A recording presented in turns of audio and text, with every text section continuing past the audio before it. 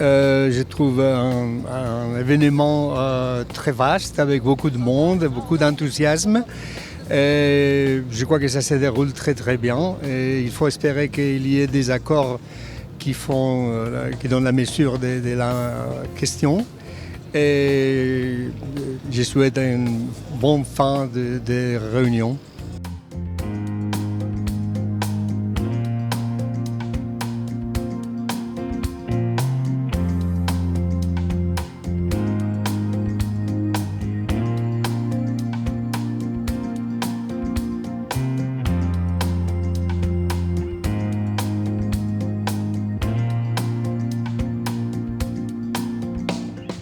Il s'agit de convaincre les pays africains qu'ils évitent les erreurs qui ont été commises par les pays déjà développés dans le sens de préservation de l'environnement.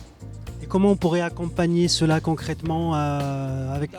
Même notre gouvernement polonais y pense à travers des projets de développement pointés vers des pays en voie de développement pour leur aider à ressourcer tout ce qui est les technologies vertes. Marrakech, le beau temps, le soleil. Marrakech, c'est toujours réussi, même s'il pleut comme ce matin.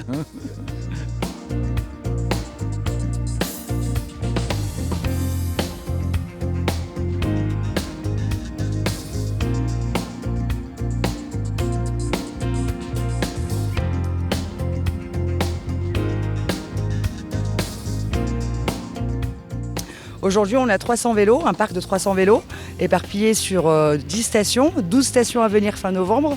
Donc sur toute la ville, on a des points clés et ciblés qu'on a vus avec Abdelatif et Nadir ici. Donc on espère vraiment que ce projet puisse s'établir un peu partout au Maroc. C'est le but dans un moyen long terme. Aujourd'hui, ce serait de rapporter 1500 vélos sur la ville de Marrakech avec beaucoup plus de stations. Il faut vraiment créer un maillage de stations pour que les gens puissent circuler correctement.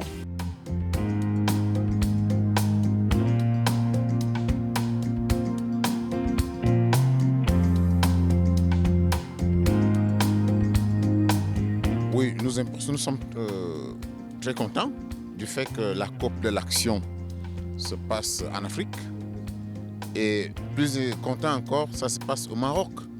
Le Maroc qui est un modèle en termes de préservation de l'environnement. Nous avons vu, nous avons plusieurs voitures électriques. Nous voyons comment on est en train de faire reculer le désert. Nous voyons comment la sylviculture bat son plein. Nous voyons comment il y a des comportements écologiques. Tout ça nous encourage et nous en sommes fiers. Nous sommes d'autant plus fiers que nous sommes des chefs traditionnels. Et qui dit chef traditionnel dit gardien de la tradition. Et qui dit tradition dit nature. Il n'y a pas de tradition en Afrique sans nature. Et une nature polluée ne peut pas implémenter nos us et coutumes ou alors nos savoirs traditionnels. Cela dit, nous avons besoin d'une nature propre pour implémenter des savoirs traditionnels qui relèvent des savoirs spirituels.